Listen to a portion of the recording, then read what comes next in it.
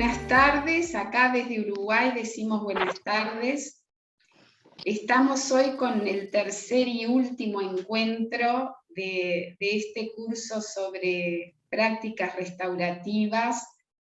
Nos han llegado mensajes de agradecimiento y de felicitaciones al profesor. Un tema que está tomando fuerza y Xian, en el día de hoy les comento cómo va a ser la forma de trabajo. A diferencia de otras veces, al final vamos a abrir los micrófonos para que nos hagan preguntas. Las preguntas que no se puedan responder ahí, igual las hacen y el profesor nos va a mandar un audio respondiéndolas y las vamos a compartir entre todos. Bueno, no sé, a ver si estaríamos, sí, vamos a comenzar en hora, así que Xian, bienvenido y te escuchamos en este nuevo encuentro. Bueno, gracias Rosana y muy buenas tardes a ustedes. Para mí ya es la noche bien avanzada, son las 23 horas y 10 minutos y bueno, un saludo a todos los uruguayos, uruguayas, pero también sé que hay otras personas de Latinoamérica. Bueno, a todos los latinos americanos y americanas, una muy buenas tardes. Bueno, como la conferencia anterior, voy a responder rápidamente a las preguntas para tener tiempo para la conferencia y puedo ir profundizar la respuesta en un video que haré como lo comentó Rosana, ¿no? Hay una persona que me pidió para ver si había posibilidad de profundizar cómo sería la introducción de un ciclo, si hacemos un ciclo por primera vez con personas que nunca antes han participado en un ciclo y ni conocen la metodología, etcétera. Entonces, hablando de apertura, cómo hacemos la presentación, etcétera. Entonces, muy brevemente, es una muy buena pregunta. Primero, recuérdense que le he dicho que los primeros ciclos, o el primer ciclo y el segundo y seguramente el tercero, tiene el objetivo de crear un sentido de comunidad, es decir, conocernos, relacionarnos, conectarnos, pero para nada de abordar un tema que nos afecta o incluso un tema que nos interesa y menos aún una tensión, un problema entre nosotros, ¿no? Entonces, cuando yo pongo las personas en círculo, antes de la pandemia presencialmente, le preguntaba a las personas simplemente por qué creen que les he puesto en esa forma, en círculos. ¿Qué ventaja o qué beneficio tiene de estar así y no uno atrás del otro para conversar, ¿no? Y entonces lo que hago es, de nuevo, ser un poco el socrático, que quiero que las respuestas salgan de ellos. Uno va a decir, bueno, hay mejor conexión, nos vemos mejor, es más unido, no hay uno más importante que el otro. Es simplemente eso. Eso es el por qué estamos así sentados, ¿no? Y las personas van respondiendo. Y el para qué, ahí sí quizás es más difícil que contesten. Si lo hago, me van a decir, bueno, que podamos conversar, que podamos quizás escucharnos y tal. Y diría, exactamente, pero ahí enfoco en insistir que cada uno tenemos voz y la voz de uno es un poder. Y lo que hace el círculo y lo que hago yo como facilitador es que usen ese poder. No soy nadie para darle el poder, sino que el poder lo tienen ustedes, úsenlo. Ahora bien, la metodología tenemos que poner algunas reglas. No podemos hablar todos juntos. Por eso que uso una pieza de diálogo, un objeto que muestro y que digo, ese es el objeto de diálogo. La persona que lo tiene en la mano es la persona que tiene a ver, la palabra, el poder de la palabra y los otros el deber de escuchar. Y cuando pasa ese objeto al siguiente, es esa persona. Entonces es eso. ¿Por qué estamos en círculo? ¿Para qué el círculo? El tener voz y ser escuchado, ¿no? Y algunas normas que son importantes. Luego las normas podemos profundizarlas y trabajarlas juntos en el mismo círculo. Lo que queremos es crear un bienestar y que la persona vea, wow, ese espacio es nuestro, tenemos voz, nos escuchan y podemos abordar luego cuando sentimos que no hay juicio, crítica, etcétera, sino más bien todo lo contrario, las personas serán más dispuestas a tocar temas incluso que nos afectan o que no estamos de acuerdo, etcétera, pero es mucho más fácil. Eso sería la primera respuesta a la primera pregunta. La segunda me decía, en base a su planteo de hoy con respecto a los ciclos, cómo manejar el dilema de la opinión o postura propia del facilitador, cómo manejar esa dimensión, ya que la neutralidad no es posible. Es verdad, yo digo que es difícil y es cierto, estoy totalmente de acuerdo con lo que dice. Y ahí brevemente, pero brevemente, porque si voy demasiado en detalle me tomaría tiempo. Recuerdo en España un círculo donde era la primera vez que hacía un círculo con jóvenes estudiantes. Y dentro del grupo, que habíamos puesto en círculo después de haber hecho lo que le he comentado en la respuesta de la primera pregunta, ese alumno era tartamudo, tartamudeaba, ¿no? Y cuando respondía tartamudeando, vi a mi derecha que dos otros alumnos, porque había unos 20, 25, estaba riendo de él. Estaba riendo, mirando, tratando de hacer un signo para que paren, pero seguían. Y luego ese joven que tartamudeaba pasó la pieza del diálogo al siguiente para conocerlo, ¿no? Y yo estaba pensando, no puedo dejar eso, no puedo. El próximo turno, y era un ciclo para conocernos, era la primera vez que hacíamos ciclo, eran preguntas sencillas. Llego de nuevo al joven y responde nuevamente tartamudeando y de nuevo veo a esos jóvenes de nuevo riendo, hablándose entre ellos y ahí paré, ahí no hay neutralidad. Por eso que yo me dirigí a ellos con tranquilidad y le dije, no sé, pero los veo a los dos riéndose, hablando entre ustedes y mirando a, voy a decir, Pedro, cuando Pedro habla. ¿Quieren decir algo? ¿Hay algo que quieren decir en ese momento? Y ellos como si se congelaron. Pero también dije a Pedro, cuando también tú estabas respondiendo, te sentí también como un momento, te bloqueaste, miraste a ellos, etcétera. Algo quieres decir, que se siente, etcétera. Y eso es romper mi neutralidad, pero al mismo tiempo dar voz a cada uno de ellos, que Pedro tuvo la oportunidad de decir que estaba harto, que él sabe que tartamudea, pero que estaba harto que cuando hablaba algunos se burlaba de él y todo eso. Fue para Pedro una oportunidad de realmente decir por primera vez frente a todo el mundo cómo se sentía. Y que decir eso, que una jovencita que estaba más a mi derecha, alumna, le aplaudió y le dije, Pedro, qué bien que lo dijiste, qué bien que lo dijiste. Si yo hubiera sido un facilitador neutro, que no me meto, que respeto a eso, hubiera sido un perjuicio para Pedro, como para decir, yo sé que están burlándose de ti y no hago nada, es decir, es lo peor, ¿no? Entonces ahí tengo que perder mi neutralidad, ¿no? Y cuando tocamos temas como el racismo, por ejemplo en Perú hay racismo, son temas que tengo que tocar y hay que preparar todo eso de tipo de preguntas y respuestas que podemos tener. Podría entrar más en detalle, pero era un ejemplo, ¿no?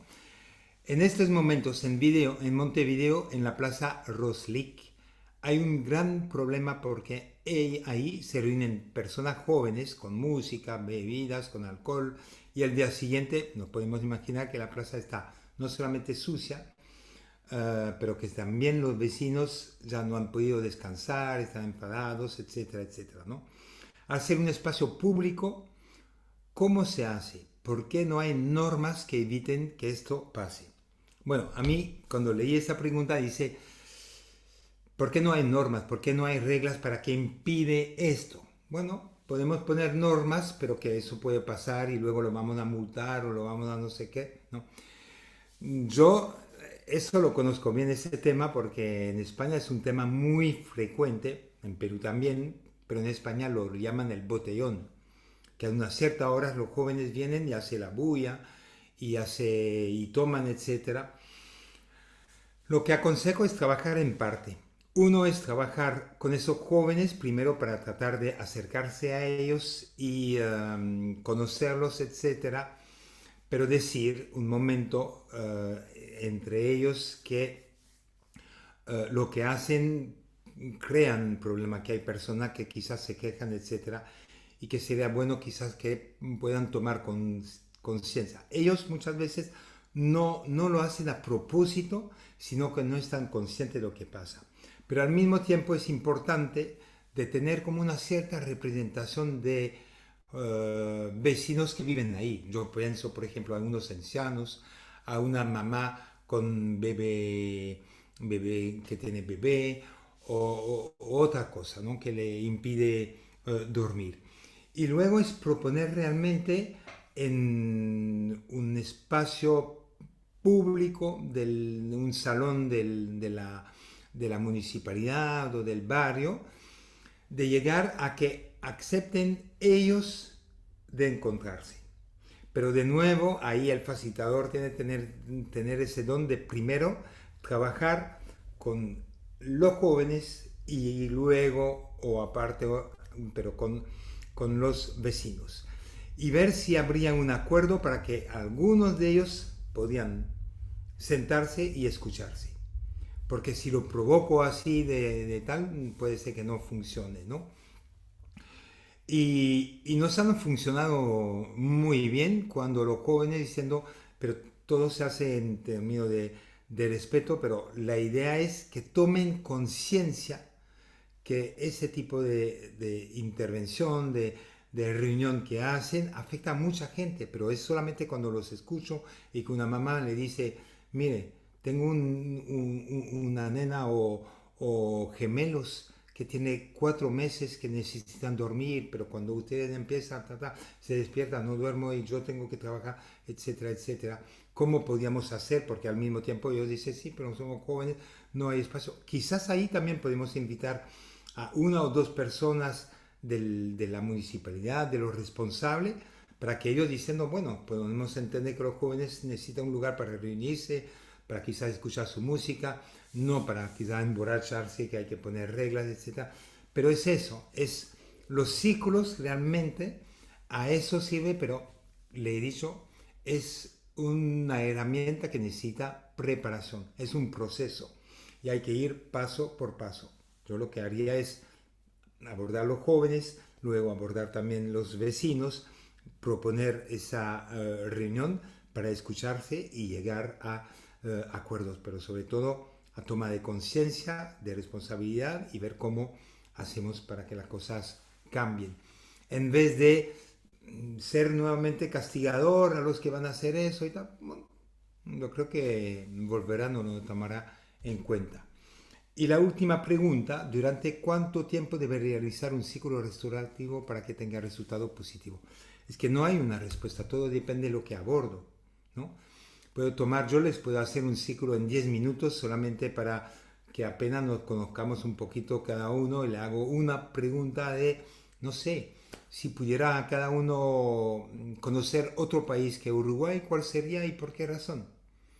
Y eso es, no sé, es divertido, es conocernos, etcétera, y poder, depende de cuánta persona hay en el ciclo, y salimos en 10 minutos.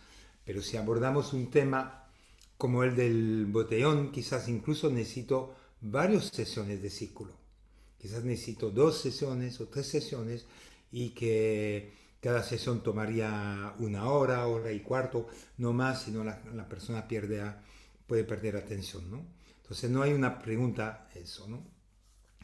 Pero Rosana, también puedo compartir un manual sobre las prácticas restaurativas en el ámbito escolar, aunque que sea escolar o laboral o comunitario, en general es lo mismo.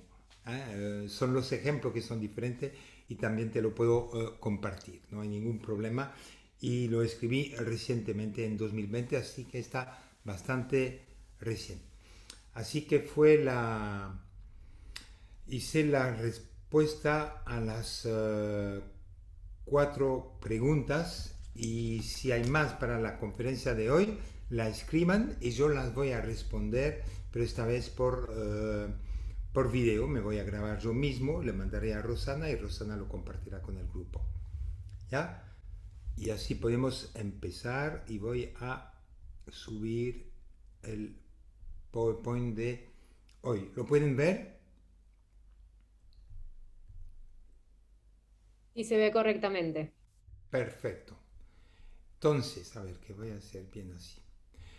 Bueno, eso es solamente para recordarle que el objetivo de la práctica restaurativa era desarrollar un sentido de comunidad, conocernos, etcétera. Pero como hay conflicto, que es natural en los seres humanos, saber cómo gestionarlos, abordarlos, ¿no? Siempre a través de la responsabilidad, reparación del daño y restauración, ¿no? Se lo he dicho también que la práctica restaurativa viene de la justicia restaurativa.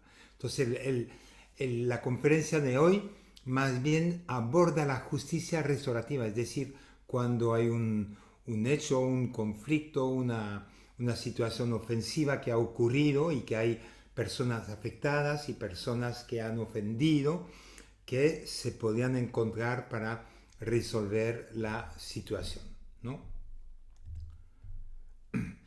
Eso también se lo había comentado. ¿En qué contribuye la práctica restaurativa? Si ven, los dos últimos dicen reparar los daños y restaurar las relaciones, ¿no? La reparación de daños, y hay varios tipos de daños, emocionales, pero también puede ser también materiales,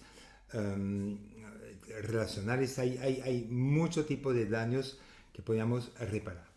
Y restaurar la relación, yo digo siempre cuando se puede. Sin embargo, un buen proceso restaurativo muchas veces conlleva a una restauración de las relaciones. Pero no siempre, no es una obligación en sí. ¿Ok? Tomo la definición de Howard Serr, que lo considero un poco como el padre de la justicia restaurativa, sobre lo que es la justicia restaurativa. Dice que es un proceso dirigido a involucrar dentro de lo posible, que no es una obligación, es voluntario, a todos los que tengan interés en una ofensa particular. Identificar y atender colectivamente, todos juntos, los daños, las necesidades y obligaciones derivadas de dicha ofensa, lo que pudo provocar esa ofensa, con el propósito de sanar y enmendar los daños de la mejor manera posible. Sanar es que la persona se siente por lo menos escuchada, que pueden entender lo que ha pasado, por qué ha pasado, y que pueden quizás reparar los daños que se han ocasionados, y que hay compromiso que no vuelvan a cometérselos, etcétera, etcétera. Entonces es la definición, ¿no? Y eso también había dicho que diferente perspectiva, la justicia punitiva tradicional que conocemos, la castigadora, la retributiva, lo que quiere es que el ofensor, la persona que ha ofendido, reciba su justo merecido. La haces y la pagas, ¿no? Mientras que lo que queremos con la justicia restaurativa es más bien lo primero, la penal se enfoca principalmente en el ofensor y se olvida de la víctima.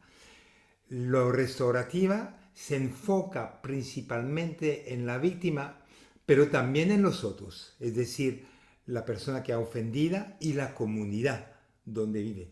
El ejemplo del botellón de la plaza que usa, ¿no? Porque ahí a los jóvenes hay la persona que vive alrededor de esa plaza, pero quizás hay otras personas que pueden también ser afectadas de una forma indirecta. Por ejemplo, las personas que trabajan en la municipalidad o personas que trabajan en otro barrio que también tiene el mismo tipo de problema, ¿no? Ahí hay tomar en cuenta las necesidades de la víctima y esa obligación y responsabilidad por parte de la persona que ofende a reparar los daños y, si es posible, restaurar las relaciones, ¿no?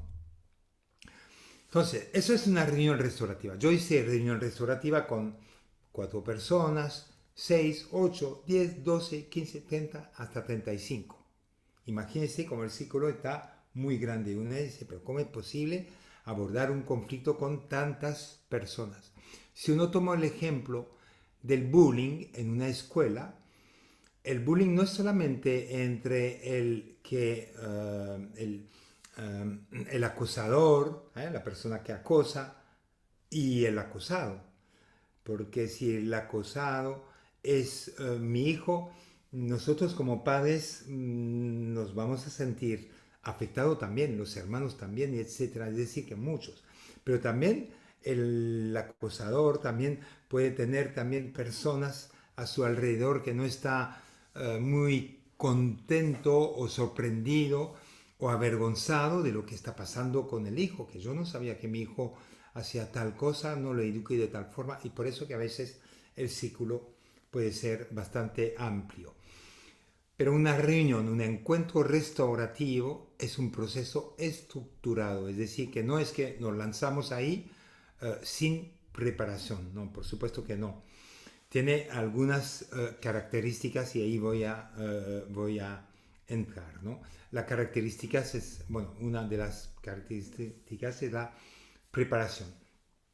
Nosotros, bueno, seguimos el modelo, hay varios modelos, pero el modelo australiano o de Nueva Zelanda, que es un guión que realmente seguimos, quién habla primero, qué tipo de preguntas hacemos, pero por supuesto que la persona facilitadora que tiene experiencia tiene el guión claro, pero por supuesto que hay situaciones donde salimos del guión y regresamos en el guión, ¿no? Hay cosas que no estaba prevista, que se dice, etcétera, pero por lo menos en un principio, la primera veces sigue el protocolo tal cual, pero con la experiencia uno va, puede o tiene más facilidades de jugar, de ser más flexible con esto, ¿no? Y hay un facilitador, que es, yo lo repito, no necesariamente debe ser un profesional como un psicólogo, un trabajador social, puede ser otra persona, pero que sí necesita pasar por una capacitación, ¿no? Una reunión restaurativa, es decir, encuentro entre las personas afectadas o la persona afectada, puede ser, a veces hay varias, y la persona que ha ofendido o que ha cometido un acto violento, indebido, inapropiado, ¿no? Que afecta a otro. Hay algunos, para que se haga esa reunión, lo que pedimos es que la persona que ha ofendido admita su responsabilidad. Cuidado, ¿eh? No he dicho que admite su culpabilidad, si soy el culpable, sino que hay que trabajar con esa persona antes, a ver si se dé cuenta que su comportamiento, su actitud ha afectado a otros, ¿no? Y que lo acepta, ¿no? Que acepta que, bueno, es verdad que estábamos en la plaza ahí tomando música, puede ser que algunos, etcétera, etcétera. Es decir, no que es admitir totalmente, por lo menos que haya esa apertura, pero si se niega, si no acepta, si no reconoce, sería una locura de hacer una reunión o proponer una reunión. Yo puedo hacer una reunión solamente cuando hay esa admisión de responsabilidad, pero por ello que tenemos que trabajar previamente con ellos y quizás una vez o 2 veces y a ver si va a abrirse, ¿no? Luego, definitivamente que el delito, hablo de un delito, de un hecho que haya afectado de forma adversa a alguien, porque si no ha afectado a nadie, yo no veo por qué reunirnos, ¿no?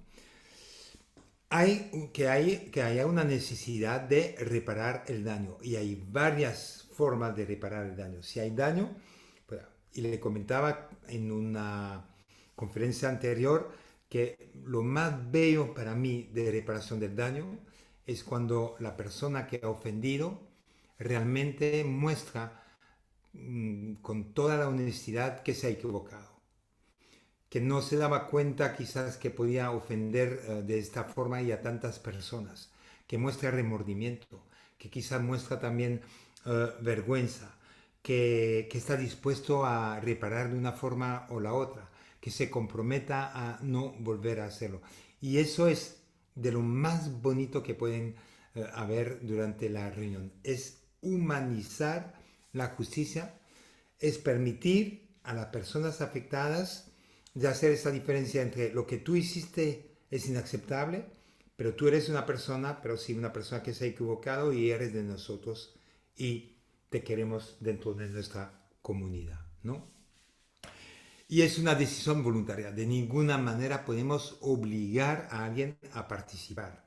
Y tampoco podemos forzar de una manera un poco, no, pero tienes que ir, no te imaginas yo la experiencia que tengo, te va a ir bien, es mejor de una forma. No, no, no, no. Realmente debe ser una decisión propia de cada persona. Y le digo honestamente, a veces hay personas que no quieren ir y yo quisiera dentro de mí decir, pero ¿por qué no vayas? De verdad que estaría tal, pero tengo que respetar eso, a pesar que he podido explicar cómo es el proceso, etcétera, etcétera, la ventaja que puede tener, pero no es un producto que vendo, más bien es cómo quisiera que las cosas se resuelvan. Y tengo que respetar eso también, ¿no? Entonces, siempre la reunión, la primera reunión restaurativa, los encuentros entre, voy a decir, víctima, victimario, comunidad, ¿no? Aunque evito en general de usar ese tipo de palabra, empezó en el ámbito penal y no cualquiera en el ámbito penal juvenil. Y es luego, aquí pueden ver que robo, hurto, vandalismo, etcétera, etcétera, ¿no? Y en el ámbito penal es interesante porque segurísimo no conozco suficientemente la ley de su país, de Uruguay, pero estoy segurísimo que lo restaurativo, por lo menos ese encuentro restaurativo, se hace parte de la ley, es también hay proceso como o herramienta para usar como alternativa a la corte, es decir, mecanismos alternativos a la corte que podíamos desviar. Por ejemplo, en Perú ya hablamos nosotros de la remisión, que es evitar enviar en la corte y dar una respuesta más bien de tipo social, ¿no? Pero también si tenemos jueces fiscales, quizás de tipo con enfoque restaurativo que sepan de eso, quizás durante la corte podrían decir, pero eso no se podía resolver a través de una mediación o de una reunión restaurativa y se puede hacer después de la corte, incluso cuando la sentencia es una privación de la libertad, porque los hechos son hechos muy serios y que terminan con privación de libertad. Le comentaba que podíamos un tiempo prudente, depende del caso, pero hacer una reunión restaurativa, un encuentro, incluso dentro del penal, son cosas que hemos realizado después de la corte. Pero también podemos hacer reunión restaurativa entre las personas privadas de libertad cuando hay problema, conflicto dentro de la misma cárcel, ¿no? O podemos hacer una reunión restaurativa dentro también del ámbito educativo. En una escuela hay chicos, chicas que se pelean, como podemos ver ahí, hay el bullying, le he puesto así, el acoso escolar, podemos abordarlos a través de una reunión restaurativa. En el ámbito comunitario, creo que la vez pasada le comentaba que hay tantas cosas, el botellón, la pregunta que me hicieron al principio, jóvenes que se apropian de un parque, ponen la música en cualquier hora, toman alcohol, hasta que pueden quizás destruir, ensuciar el parque, etcétera, destruir los bancos, etc. Es un problema comunitario. los perros callejeros que no están vacunados, que son peligrosos, que muerden, mientras tanto hay jóvenes o niños que juegan ahí, son problemas. Dentro de un mismo inmueble, alguien que hace bulla o que, no sé, que no paga quizás su cuota, pero puede ser que por problemas personales, etcétera, pero pueden crear conflicto, podríamos abordarlo a través de una reunión restaurativa. En el ámbito laboral, somos un equipo, pero bueno, sabemos que no es porque somos un equipo que todo anda bien, hay momentos, hay problemas, etcétera. Yo he conocido grupo de docentes que algunos docentes no se hablaban hace ya 5 años. 5 años sin una palabra, ni mirarse, ¿no? Es decir, también este tipo de conflicto, de tensiones se puede trabajar a través de una reunión restaurativa. Y luego también podemos hacerlo en el ámbito familiar, pero ahí hablamos, es otro modelo que no tengo el tiempo de abordarlo ahí, pero se llama la reunión de grupo familiar o toma de decisión del grupo familiar, que es el modelo también de Nueva Zelanda, de Australia, que mi país, también Bélgica, tengo doble nacionalidad, lo usa muchísimo, Holanda lo usa muchísimo y da muy buenos resultados cuando hay violencia familiar, violación intrafamiliar. Muchas veces es intrafamiliar, pero que se puede abordar también, pero no puedo desarrollar eso ahora, ¿no? ¿Cuáles son los valores de la justicia restaurativa? Son los siguientes, ¿no? El encuentro. Primero, el encuentro es, bueno, el ciclo, estar ahí cara a cara, ¿no? Lo que queremos del encuentro es que la persona que ha ofendido asuma su responsabilidad y está dispuesta a reparar los daños ocasionados, el daño o los daños ocasionados. Y hay varias formas, ¿no? La participación, eso es importante porque el encuentro no es suficiente de mirarse, sino de participar, de tener voz y que esta voz puede ser escuchada por cada uno.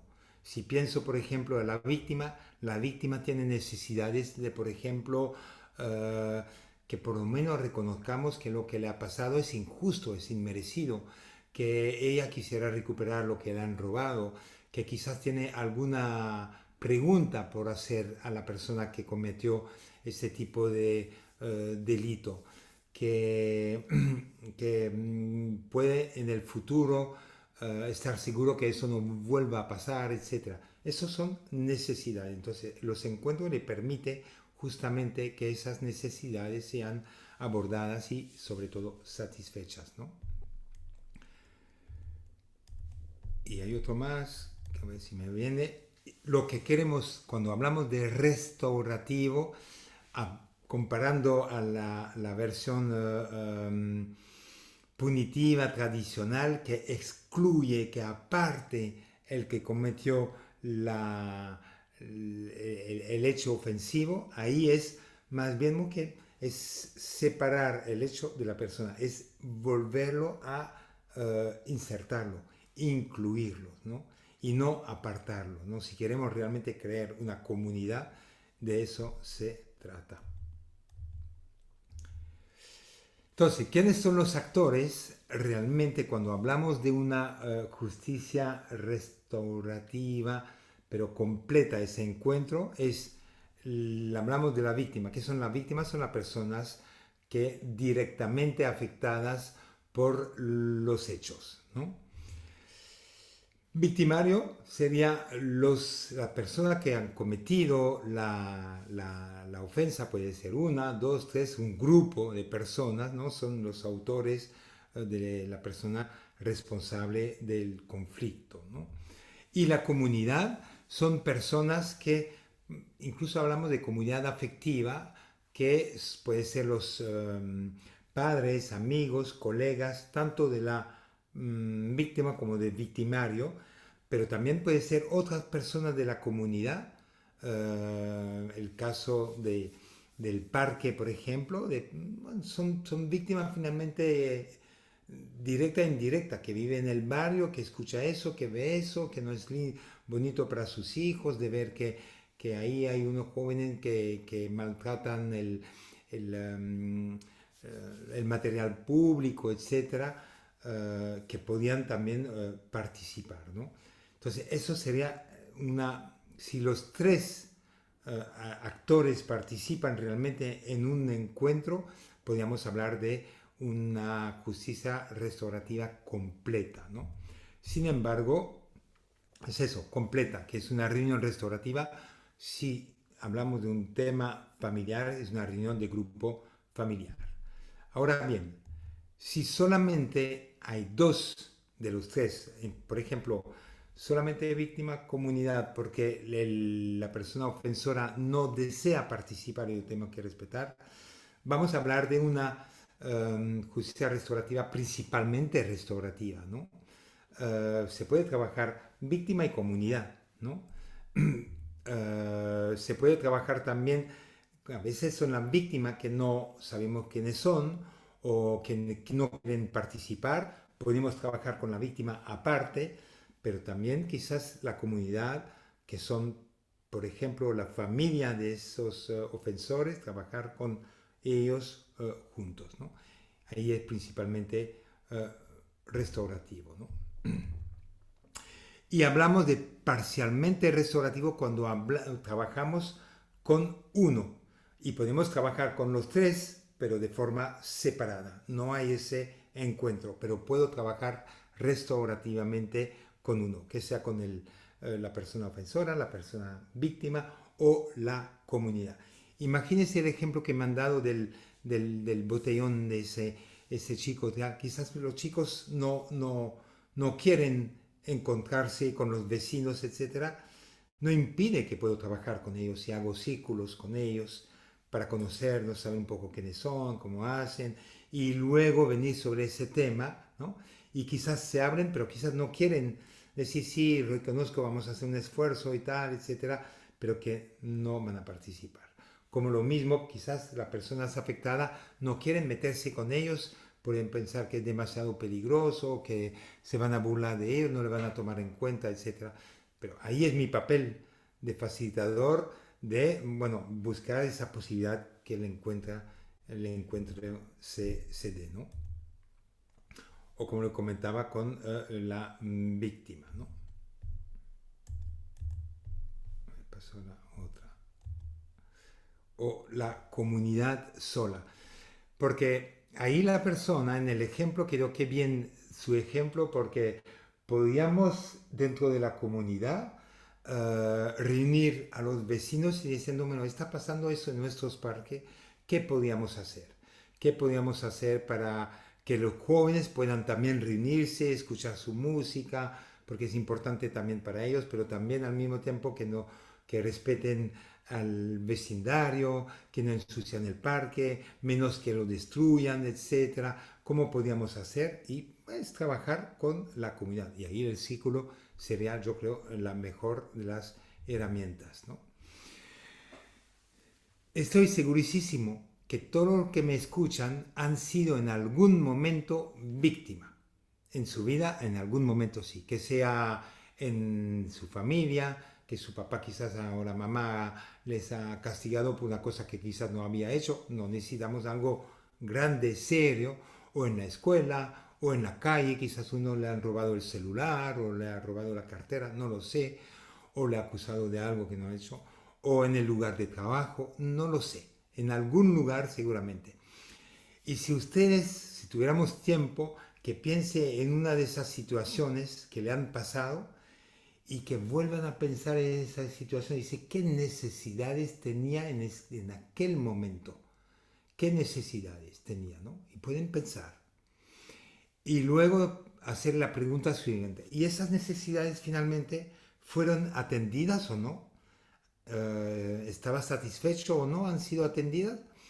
Y si fueron atendidas, ¿qué nivel de atención? Si pensamos, por ejemplo, una señora que le ha robado su celular en la calle, ¿recupera su celular? No ha recuperado su celular. Cuando fue a hacer la queja en la policía, ¿la atendieron bien? No, al contrario, algunos pueden decir que me ha revictimizado, me ha dicho, que es un celular, que usted tiene que cuidarse más. No lo sé, ¿no? O puede decir que sí, que le atendieron muy bien en la comisaría, pero que va a ser muy difícil de encontrar la persona, pero que vamos a hacer lo posible. Fue una muy buena atención, pero nunca recuperó el celular. Es decir, que el nivel de satisfacción quizás ha sido bueno a nivel de la policía, pero sin embargo nunca recuperó su pertenencia, ¿no? Pero son cosas interesantes de preguntar. Y entonces yo voy a decir cuál es justamente la ventaja para las personas que han sido afectadas de participar en una reunión. Pero vuelvo a decir que yo nunca, cuando me encuentro con la persona que han sido afectada, no soy un vendedor de reunión restaurativa y decir toda la ventaja que tendría de participar, sino más bien es escuchar lo que me tiene que decir, escuchar su historia, qué quisiera, cuáles son sus necesidades, etcétera, ¿no? Antes de decir que existe quizás una herramienta que podría responder a eso. Porque si tengo algo, ya le doy la respuesta. No. Y entonces, ahí las personas afectadas, una reunión restaurativa es un espacio que le da voz y que puede ser escuchada. Como le comentaba, quizás tiene pregunta para hacer a la persona ofensora, ¿no? Aparte de eso, es una oportunidad para expresar sus emociones. Me imagino que en un inicio puede expresar su enojo, su temor, eh, su decepción, no lo sé, pero muchas veces se empieza con emociones desagradables, negativas. Cuando empezamos a avanzar en la reunión y que la cosa que empezamos a ver que hay posibilidad de reparar, etcétera, esas emociones negativas se van diluyendo poco a poco y a veces, y muchas veces diría, se reemplaza con emociones positivas, diciendo, wow, mira, ese joven está dispuesto a realmente hacer algo para reparar eso, es muy interesante. Obtener reconocimiento, que quizás ahí en ese círculo, en ese encuentro, reconocen que lo que le ha pasado fue injusto e inmerecido. Si no, muchas veces no nos damos cuenta, pero ¿cuántos papás han dicho a sus hijos que le han robado, por ejemplo, la mochila regresando de la universidad con la computadora adentro? Pero hijo mío, ¿cómo no lo has visto venir? ¿Cómo es posible? Eso es revictimizar. Él en ningún momento ha buscado que le roben el celular. Entonces ahí quizás es reconocer que lo que ha pasado es injusto, inmerecido, ¿no? Esa reunión es como la persona afectada puede expresar su historia, cómo le ha pasado, lo difícil que ha sido para él, a quién ha afectado, cómo nos ha afectado. Ayuda al ofensor a tomar realmente una visión más real o del daño que ha ocasionado, no solamente al que ha robado, sino a sus familiares y a otros en el barrio, etcétera, etcétera, ¿no? Y se puede hacer más responsable, ¿no? Hay esa posibilidad porque podemos llegar a que hay una reparación del daño, restitución, compensación, etcétera, hay varias formas. Para la víctima, la persona afectada, quizás es un momento para hacerle la pregunta, pero ¿por qué a mí? Porque a mí me asaltaste cuando había 50.000 personas alrededor. Estoy exagerando, pero ¿por acaso me conocen? No, la persona va a decir muchas veces, no la conozco, señora, no la conozco. Sin embargo, ahí fue quizás la presa más fácil para mí en ese momento porque la veía llamando por celular, mirando al cielo, distraída, y para mí era lo más fácil para sacarle la cartera en ese momento. Es por eso, si no la conozco más que las otras personas, y ya se puede calmar, ¿no? En eso. Llegamos y hemos llegado varias veces a restaurar las relaciones, a veces restaurar la relación entre el ofensor y su propia familia, que está muy enojada con lo que ha hecho, pero también entre el ofensor y la persona que ha afectada, ¿no? Hay cosas, historias muy bonitas sobre eso bueno, que recuerdo, pero que la conferencia no me permite realmente de contar con más detalle, ¿no? Lo bueno es que podemos llegar también en esa reunión a ver los apoyos que necesitan, porque puedo hablar de una persona que ha ofendido, pero es una persona que también dentro de ella es parte también víctima del sistema. Son jóvenes que han sido, bueno, expulsados de escuela, rechazados por la familia, apartado, estigmatizado, etcétera, etcétera. Podemos hacer, quizás no tiene ni DNI, etcétera, hacer algo también, ¿no? Restituir algunos derechos que no han tenido, ¿no? Que no han sido tomados en cuenta, ¿no? O la víctima que han pasado por emociones muy fuertes, derivarla hacia atención psicológicas, etcétera, etcétera, ¿no?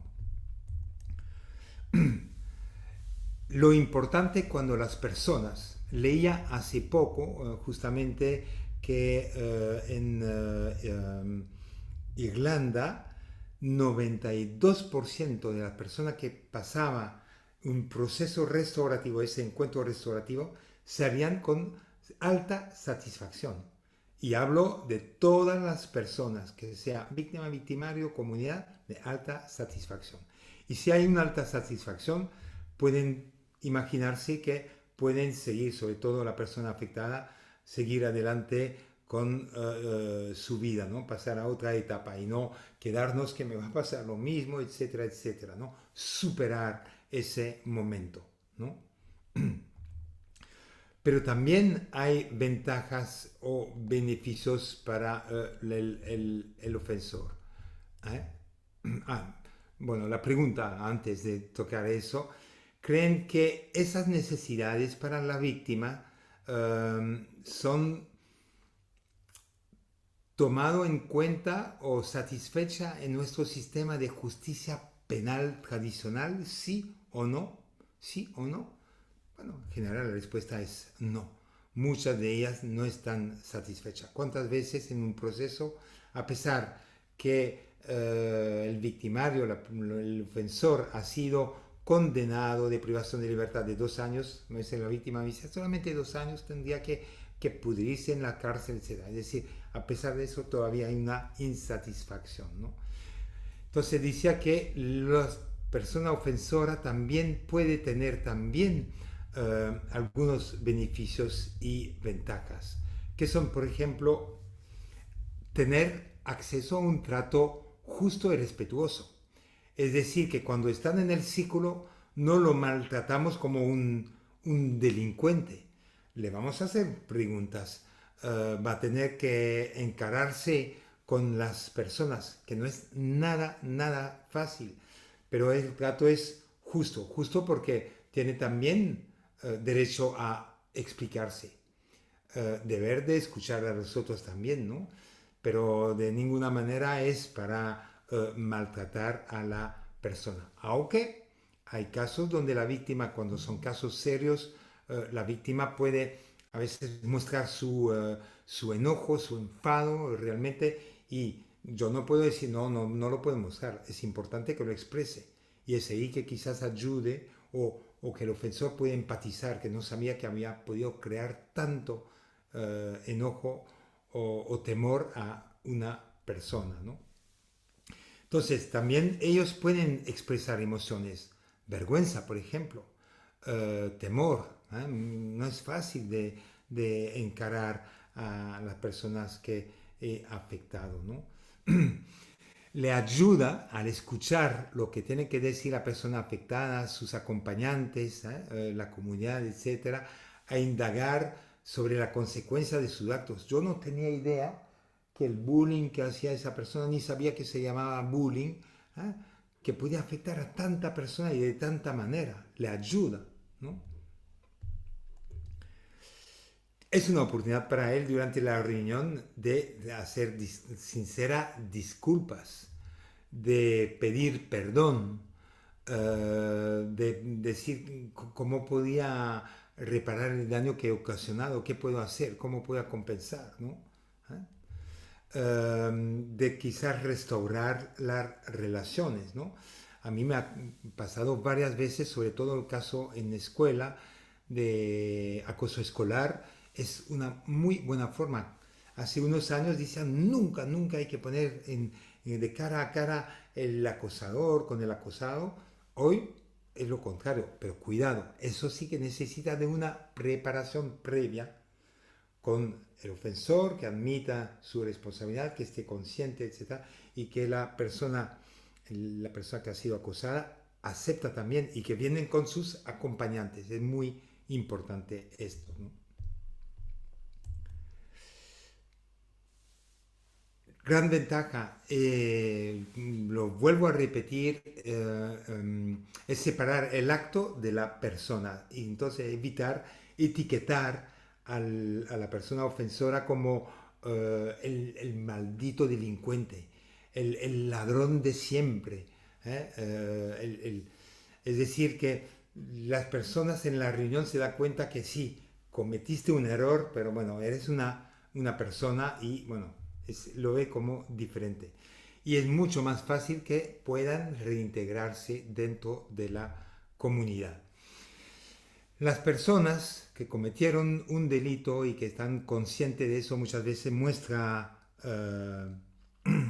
vergüenza. Y no es agradable, ¿no? Incluso hay vergüenza también por parte de la víctima, pero los encuentros restaurativos le permite también de librarse de la vergüenza, porque creamos un espacio donde quizás tiene voz, puede hablar de cómo se siente, puede decir cómo puedo reparar eso, puede pedir perdón, comprometerse a que no lo haga. Todo eso son condiciones que le permite de salir adelante y ver que hacer la diferencia entre el acto y yo como persona que puedo ser diferente, ¿no? Puede comprometerse, es de ahora en el futuro, ¿no? Y también, como lo comentaba, también recibir apoyo, ¿no? Hablo ahí de la persona ofensora, ¿no? Que, no sé si estoy en la... A ver, bien ahí. Si de la persona ofensora que puede también recibir apoyo. Lo que le comentaba, que hay algunos derechos que han sido mal cuidados, que no han sido no respetados o que no ha tenido simplemente acceso, ¿no? Ahora bien, cuando hablo de la comunidad, hablo de los que acompañan a uno u el otro, es decir, la persona ofendida o la persona que ha cometido la ofensa.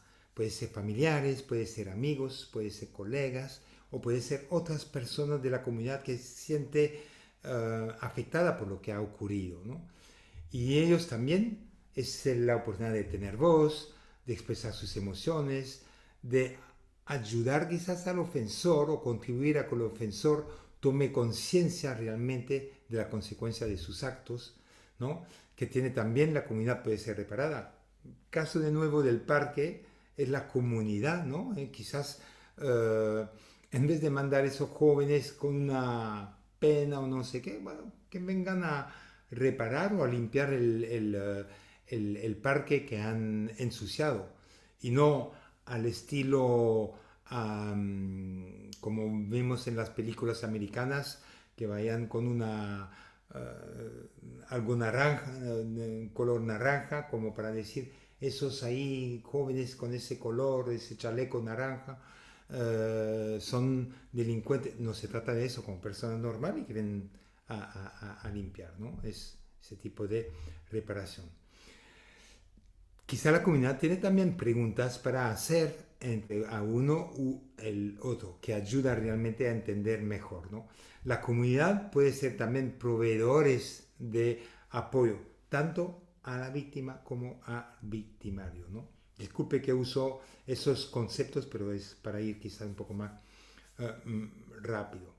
Y podemos nuevamente restaurar los lazos sociales que se han quebrado, ¿no? Y tomando el ejemplo del parque, que bien que vino con esa pregunta al inicio, recuperar el sentido de seguridad comunitaria, de unión comunitaria y que, bueno, no haya más ese tipo de cosas en el parque, pero que tampoco los jóvenes sienten que han sido ignorado porque también tiene sus propias necesidades de reunirse, de tocar música o de escuchar música o de bailar el rap, no lo sé, pero quizás ahí es responsabilidad también de la comunidad de ver, a ver, hay un espacio para ellos, no sería importante de crear un espacio para que ellos puedan hacer también esas cosas en un ambiente también que tenga un mínimo de normas, etcétera, etcétera, ¿no? Y finalmente, lo que queremos es construir comunidad inclusiva y no comunidad que se vaya separando, que estigmatiza, que ellos no lo queremos, como lo comentaba en Lima, el distrito donde vivo, que es un distrito cultural, si conocen a Barranco, cada vez más hay parte del distrito que ponen rejas para impedir a la gente de entrar y hay un guardia y si tú no viven ahí o que no tienes una autorización para entrar, no te dejan entrar. Y eso es como si la comunidad se divide cada vez más, ¿no? Y es nada inclusivo, ¿no? Y ahora podríamos decir que también la sociedad puede tener, ese tipo de reunión puede tener ventajas. Reducir la tasa de reincidencia, es decir, que las personas que pasan a través de ese tipo de encuentro restaurativo, hay datos realmente que muestran que la tasa de reincidencia baja, ¿no? Uy, perdón, no sé lo que es eso. Compartir, no sé qué es eso. Sí.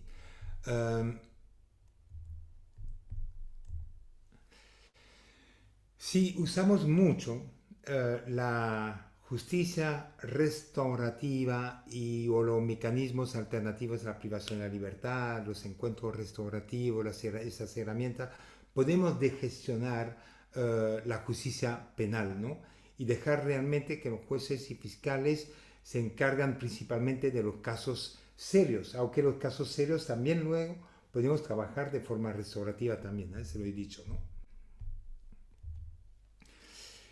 Sí, hay una reducción de función, trabajamos lo restaurativo, habrá menos uso de la medida de privación de la libertad. ¿eh? Usaremos más bien mecanismos alternativos que Uruguay lo tiene, ¿no?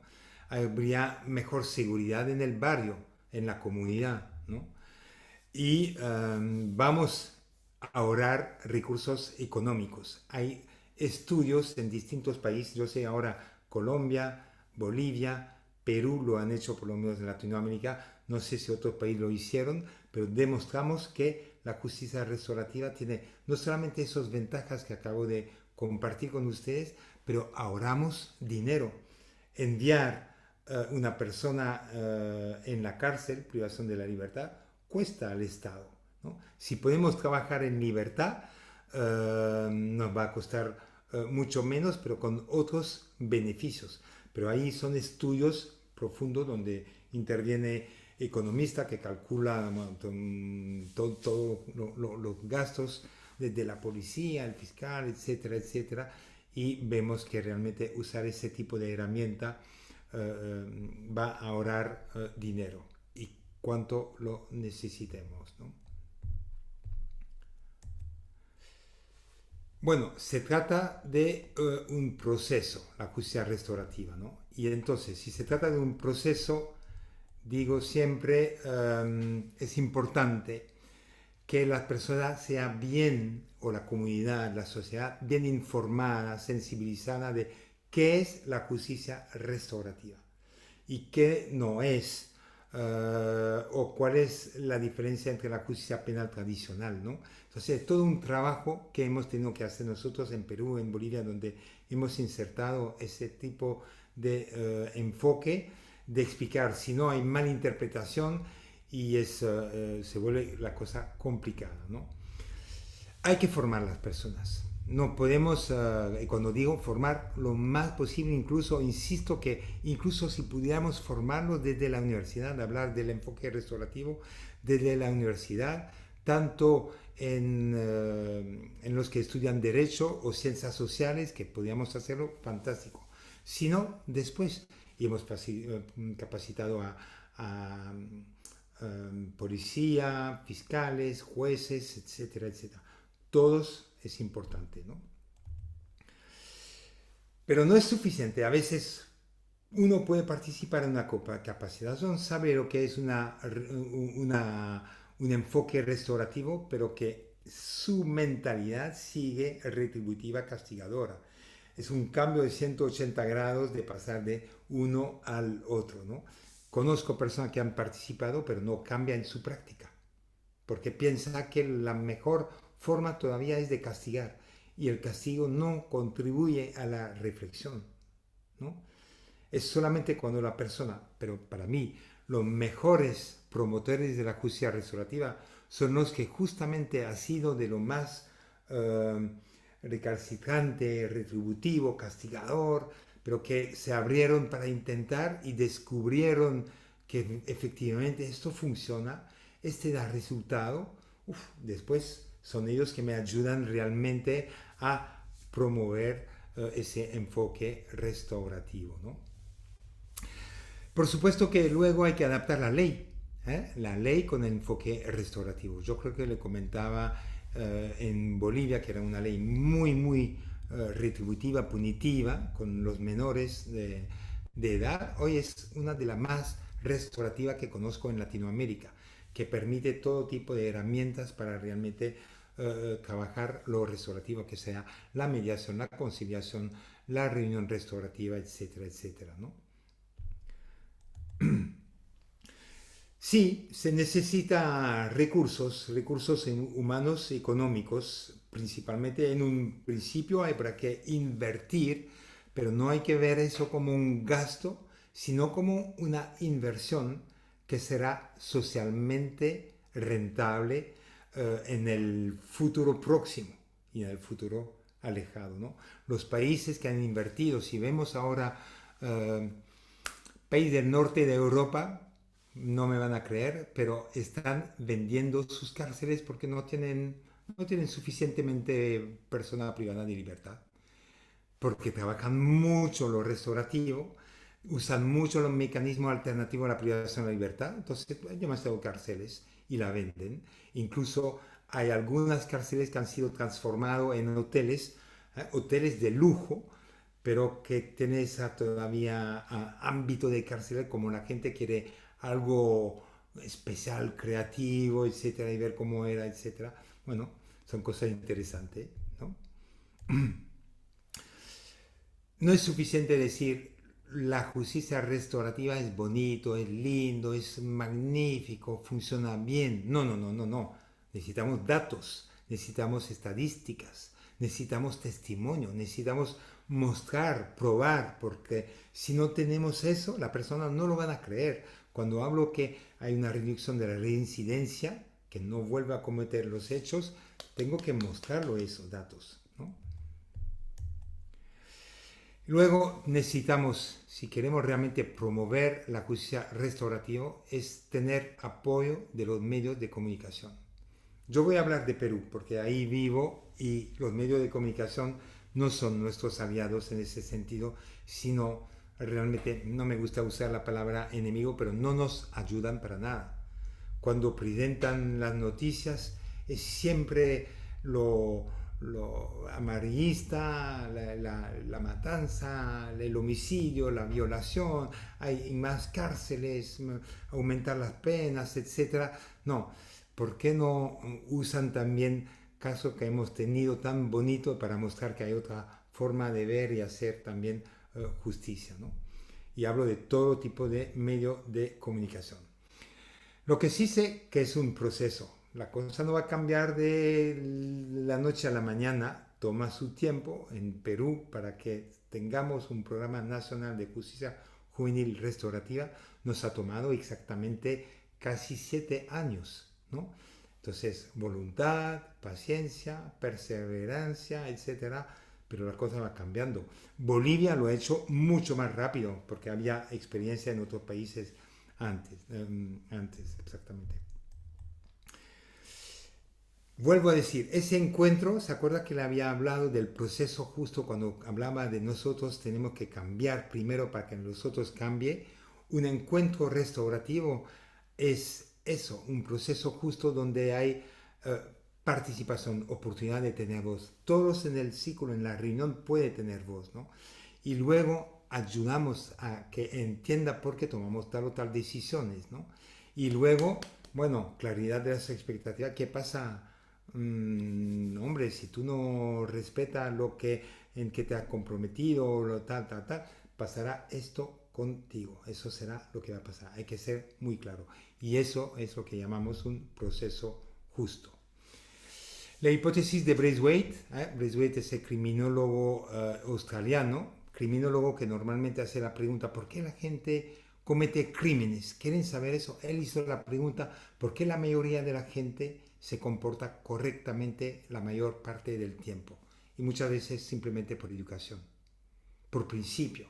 La educación que me han dado, por eso me comporto la mayor parte del tiempo correctamente con la mayoría de la gente, ¿no?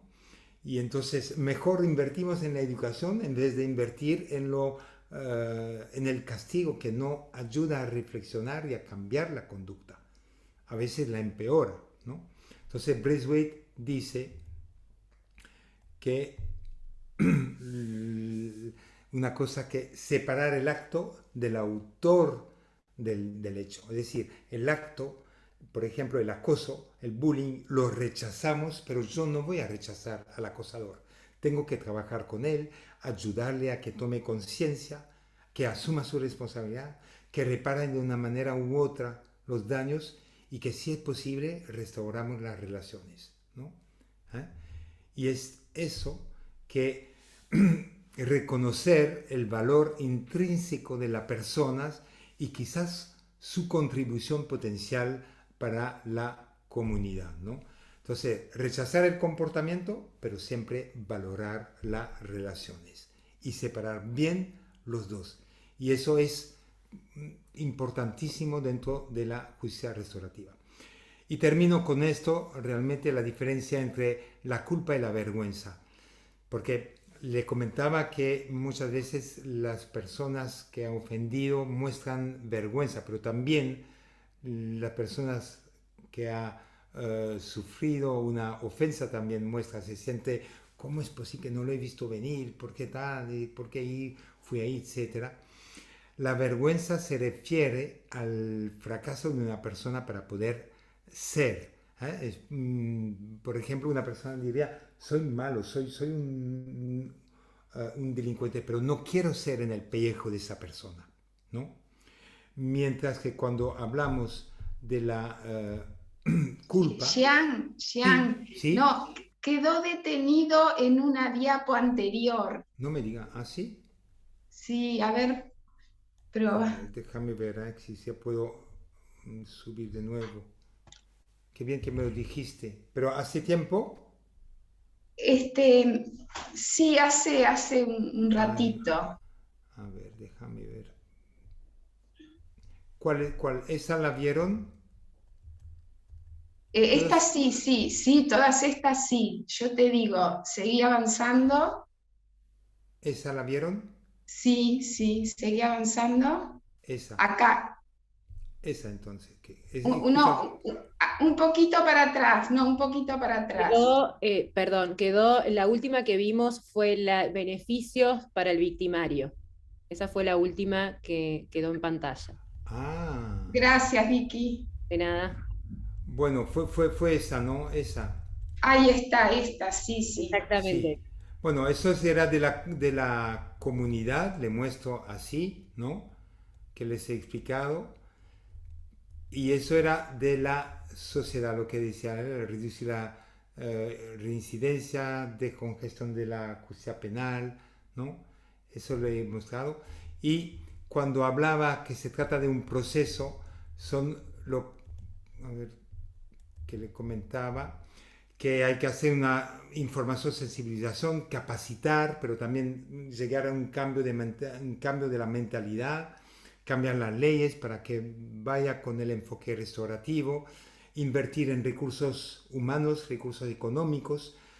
Es importante que tengamos datos, testimonios, estadísticas que muestran realmente que la justicia restaurativa da resultado, ¿no? necesitamos de los apoyos de los medios de comunicación y no tenerlos como más bien los que promueven justamente el enfoque punitivo, castigador, y los que trabajan en eso deben ser personas que deben tener mucha voluntad, pero también paciencia y perseverancia, porque no se cambia el mundo en un solo día, ¿no? Y comentaba que la justicia restaurativa es un proceso justo, porque la persona que participa en ese encuentro tiene oportunidad de tener voz, entiende las razones por las cuales tomamos tal o tal decisiones, ¿no? Y hay claridad de las expectativas, es decir, que cuando hay acuerdos, que tiene que cumplir con esos acuerdos, y si no lo cumple, que sepan lo que puede pasar con ellos, ¿no? Y es también ayudar a que asuma su responsabilidad, ¿no? Y eso es lo que le comentaba de Braithwaite, ¿no? Rechazar el acto porque viola las reglas, no responde a los estándares, a las expectativas. Mientras tanto, hay que reconocer el valor intrínseco de la persona, es decir, esa separación acto y persona, ¿no? Y que esa persona incluso puede contribuir, tener una contribución positiva, potencial para la comunidad. Es decir, valoramos la persona, las relaciones, pero rechazamos el comportamiento. Por eso que hago esa separación, ¿no? Y eso es la diferencia entre culpa y vergüenza, ¿eh? La vergüenza es una persona que muestra vergüenza, es que tiene conciencia de lo que ha cometido y no se siente bien, no se siente en su pellejo de ser esa persona y quisiera incluso mostrar que yo, yo soy diferente o puedo ser diferente. El que tiene la culpa tiene que ver más bien a una falla en el hacer. Sí, bueno, he robado y bueno, que me castiguen, ¿no? Pero no a esa, mientras que la vergüenza es ese sentir mal de haber hecho, ¿no? Nathanson, hablando de la vergüenza, dice que es uno de los 9 afectos, pero no creo que le había hablado de esto, pero mmm, le muestro más o menos esos. Dice que es interesante hablar de la vergüenza en el enfoque restaurativo, porque establece los parámetros sociales que rigen cómo interactuamos con los demás. Todos nosotros tenemos adentro la vergüenza y es eso que nos hace decir, ¿hago eso o no hago eso? Porque no quiero pasar por vergüenza, ¿no? La vergüenza es lo que nos mantiene dentro y fuera de las relaciones. ¿Cuántas veces decíamos, yo no quiero tener un tipo de relación con esa persona? La persona sin vergüenza a veces no nos atrae, ¿no? La vergüenza interrumpe nuestro sentimiento positivo. Alguien que muestra vergüenza es como si algo pasó y no se siente bien. Son sentimientos más bien negativos. Se interrumpe los positivos. Y proporciona una percepción repentina de algo que realmente no queremos saber sobre nosotros mismos, ¿no? Que me siento mal de ser visto como un delincuente, como un ladrón, como esto, ¿no?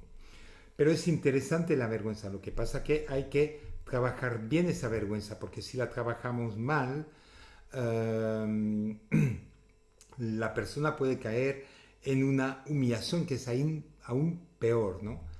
Entonces, por eso que los encuentros restaurativos le permite que hablemos de lo que ha pasado, que la persona puede expresar sus sentimientos, puede admitir frente a todos que ha actuado mal, que cometió un error, quizás es una oportunidad para él de disculparse y de reparar el daño que ha ocasionado, restaurar las relaciones, etcétera, ¿no?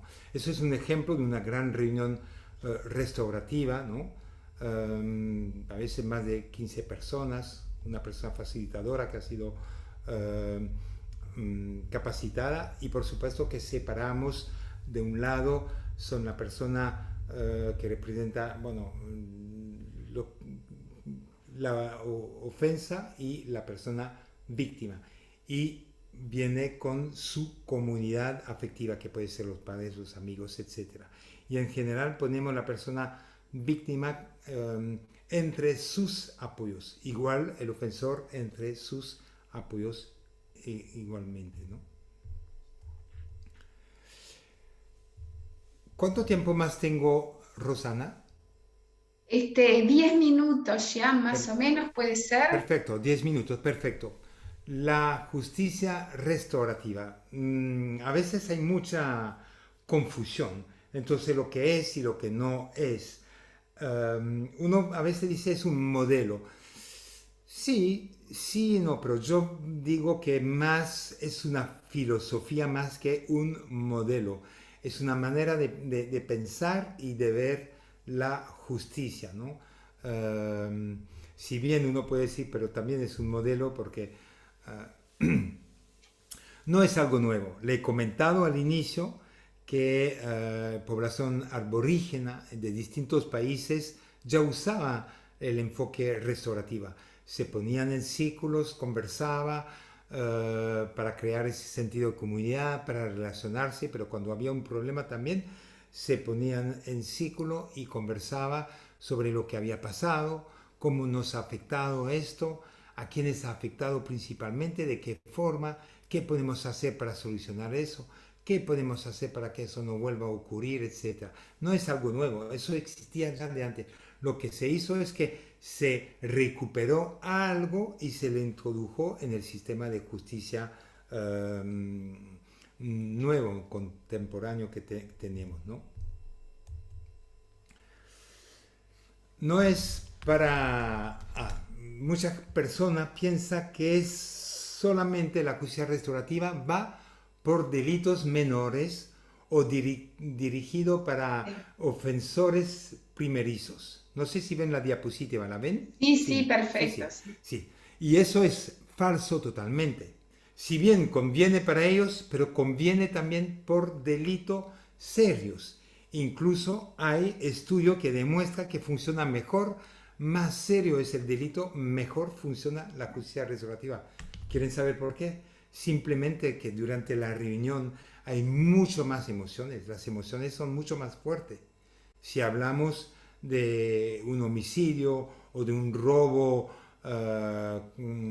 violento, etcétera, hay mucho más de emociones y las emociones rebotan dentro del círculo y la empatía, etcétera, ¿no? Y si necesitan puedo mostrar algunos estudios sobre esto, ¿no? No es la panacea, que no van a pensar que estoy diciendo que la justicia restaurativa va para todo, todo, todo, todo. No, no. Primero, no es una obligación.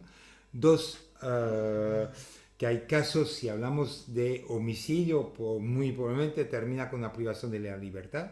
Sin embargo, podemos trabajar lo restaurativo dentro del centro con las personas privadas de libertad. Es decir, que tanto la justicia tradicional puede trabajar paralelamente con la justicia restaurativa. No es que siempre todo se puede trabajar con lo restaurativo y únicamente con lo restaurativo, no, no es una panacea. No es necesariamente, bueno, es más o menos repetir eso, un sustituto del sistema legal ni una alternativa a la privación de la libertad, ¿no? Acabo de decirle que, bueno, puede terminar en las cárceles, pero que podemos trabajar restaurativamente también adentro, ¿no? Eso es importante. No tiene como objetivo decir que la justicia restaurativa no es que debemos absolutamente llegar a que el ofensor muestra remordimiento y llegar a una reconciliación, que no es un objetivo. A veces no hay perdón, no hay reconciliación, sin embargo, la experiencia, con la experiencia le dice que el proceso contribuye en mucho a que muchas veces eso ocurre. No siempre, hay que decirle también honestamente, pero muchas veces ocurre y uno se sorprende que piensa que no va y ocurre. Pero no es un objetivo que tenemos que alcanzar sí o sí. No se trata de esto. No está diseñada para bajar la tasa de reincidencia. Sin embargo, le he dicho que la tasa de reincidencia para todos los que pasan por un proceso restaurativo baja. Es una consecuencia, pero no ha sido diseñada la justicia restaurativa para bajar la tasa de reincidencia. Ha sido diseñada solamente para dar voz también a la víctima, para reparar los daños que ha sufrido la víctima, para ayudar a la persona ofensora a tomar conciencia que su acto daña a muchas personas de diferente forma. Pero como consecuencia del proceso hay una disminución de la tasa de reincidencia formidable, ¿no? No es siempre una alternativa a la retribución cuando hablamos de casos muy serios de homicidio, violaciones. Bueno, es más que posible que termina con una privación de libertad, una retribución, es decir, bueno, una sanción, pero no impide que paralelamente, lo vuelvo a decir, podemos trabajar lo restaurativo. No es permisiva ni blanda como muchos lo dicen, que lo permisivo y lo restaurativo no. Y si quieren la prueba, sería solamente de poder ser observador en una reunión restaurativa y ver cómo es difícil para una persona que ha cometido una ofensa de encararse, de ponerse ahí en el círculo y encararse a sus víctimas. Es algo que hay que tener realmente coraje. Es algo duro, mucho más difícil que en la corte, que tengo mi abogado defensor que me va a decir cállate, tienes derecho al silencio y yo te defiendo. Es mucho más difícil lo otro, ¿eh? Entonces no es permisivo ni blando, y no es permisivo porque hay reparación y a veces hay cosas bastante serias. Bueno, todo depende del caso que hablamos, pero eso. Entonces, de ahí terminaría la conferencia. No sé si hay todavía algún tiempo, si hay quizás una pregunta o la otra. Y agradeciendo por la oportunidad que me ha dado de compartir un poco mi experiencia y una pasión, algo que creo realmente mucho y no solamente porque la practico, porque he visto muchísimos cambios en jóvenes, pero también en adultos, ahora que trabajo también con ellos, pero también satisfacción enorme en las personas que han sido, que ha sufrido una ofensa y que ha podido salir de eso y seguir con su vida. Gracias, Rosana, y gracias al público. Gracias a ti, Jean, muchísimas gracias. Esta clase nos deja pensando, el enfoque restaurativo lo vamos a seguir profundizando sin duda. Ahora vamos a ver si hay alguna pregunta, y si no hay, las pueden seguir mandando durante la semana, y después le vamos a pedir a María Elena que cierre el encuentro de hoy. Desactivas. Están Sí. agradeciendo, mucha gente agradeciendo la capacitación, y están pidiendo recomendaciones de bibliografía. Perfecto, Sí, mandaré eso también. Eso ya algunas tenemos, Jean. Después vemos cuáles nos faltarían y se los mandamos al correo. Bueno, María Elena.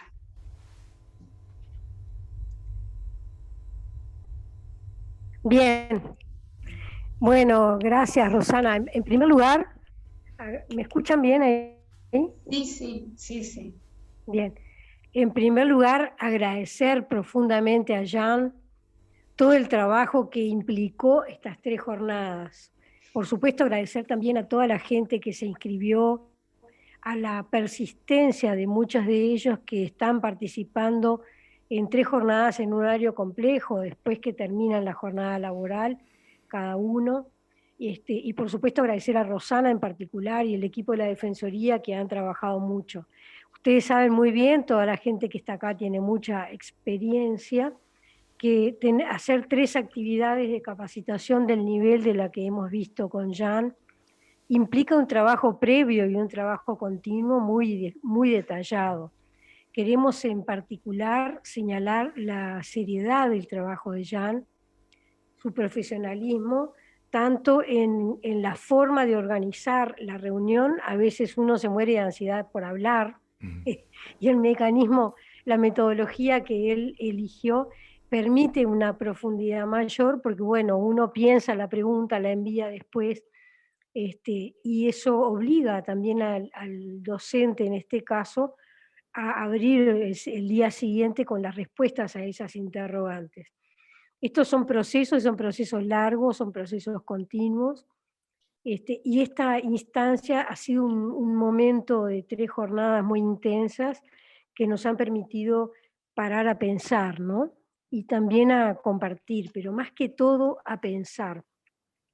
Si yo tuviera que decir, como defensora de vecinas y vecinos, ¿con qué me quedo? Bueno, me quedo con el compromiso de buscar otras instancias de profundización.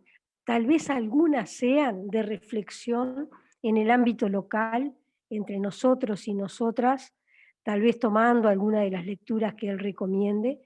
No sé, estoy pensando en voz alta, pero creo que hay un momento de pienso y de reflexión que es necesario al momento de enriquecer la experiencia que hemos tenido en estos 3 webinarios. Y después combinar eso con otras instancias de trabajo, ahí sí, de capacitación específica, ¿no? Ya hay gente que me está tirando ideas por el chat y por WhatsApp de cómo no hacemos esto, podemos hacer lo otro. Nosotros ahora tenemos que tomarnos un tiempo para pensar y para ver para qué nos da la fuerza y las energías, pero también establecer algunas prioridades en estos temas. Yo creo que el aporte conceptual, los desafíos conceptuales que plantea Jan, a través de las herramientas que parecen por momentos sencillas, son muy interesantes, ¿no? Creo que el contexto de pandemia además nos obliga a un esfuerzo importante, que es el de poder sacar lecciones aprendidas de esta historia, ¿no? De este momento tan particular de la historia que todas y todos tuvimos que vivir, ¿no? Seguramente te consultemos ya, nosotros ahora en la Defensoría estamos elaborando el informe anual, estamos pidiéndole al equipo de voluntarios y voluntarias que tengan un momento de reflexión sobre el tema de la pandemia, pero creo que todos y todas necesitamos ese espacio para pensar, y tal vez el intercambio informal por un tiempo breve por delante nos va a ayudar. Seguramente vamos a tener otras instancias, no las puedo prometer acá, pero sí escuchar, recibir las sugerencias de ustedes, revisar con el equipo de mediación las cosas posibles, establecer algunas prioridades, porque los recursos que tenemos siempre son pocos, y bueno, y cómo utilizar este salto cualitativo que implicó los 3 webinarios con Jan para pensar próximas actividades en breve, ¿no? Entonces, Jan, yo termino agradeciéndote a ti, a todo el equipo, como decía, pero sobre todo a todas las personas que estuvieron conectados de manera muy constante en estos webinarios. Agradecer el esfuerzo que hacen porque, bueno, estar conectados por Zoom es difícil para actividades de este tipo, el contacto por esta vía, el contacto visual es relativo, y ha sido, a pesar de todo eso, muy enriquecedor, ¿no? O sea, yo tengo el último sentimiento que quiero compartir es un poco el de libertad, ¿no? Nosotros tenemos restricciones presupuestales importantes, tenemos restricciones para movilizarnos por América, por el mundo, y también los aprendizajes que hemos hecho en esta etapa tan dura de la pandemia nos ha permitido como acercarlos a las fronteras, ¿no? Sabemos que vas a estar ahí en Bélgica o en Perú o en Bolivia o andando por el mundo, pero estas ventanitas del Zoom de alguna manera nos garantiza una cierta proximidad. No queremos explotar laboralmente a nadie ya, te lo quiero decir desde ya porque es un tema que me preocupa. hay un correlato en este tipo de tecnologías que tiene que ver con ese riesgo, ¿no? El no minimizar el trabajo del otro para preparar este tipo de instancias, el darles el valor que tienen, por más que sean instancias muy próximas a la vida cotidiana de cada uno, darles el valor y la excepcionalidad que tienen. No podemos repetir estos todo el tiempo, pero creo que es parte de los aprendizajes que hemos tomado.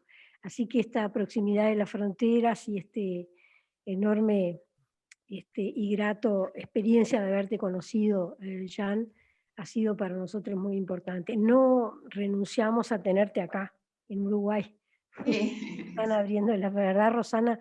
Sí, sí, empezamos Buscaremos a trabajar.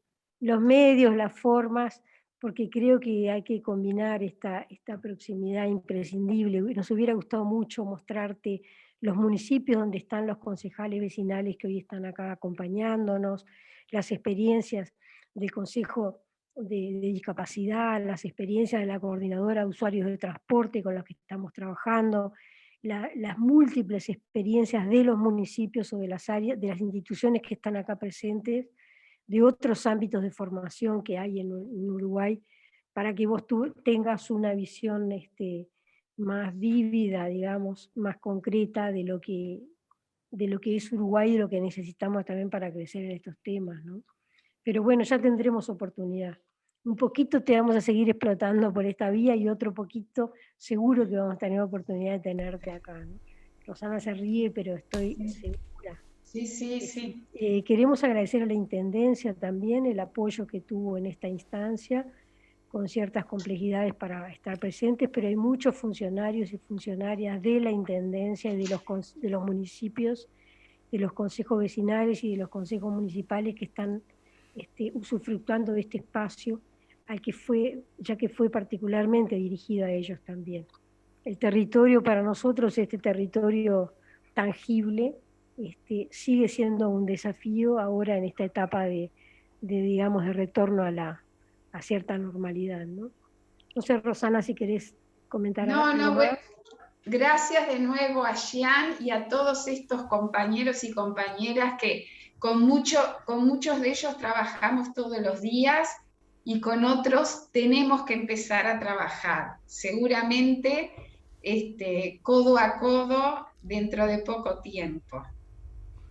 Así que bueno, un abrazo. Reitero que la Defensoría está al servicio de todos y todas que se conecten con nosotros por la vía que sea y acá estaremos.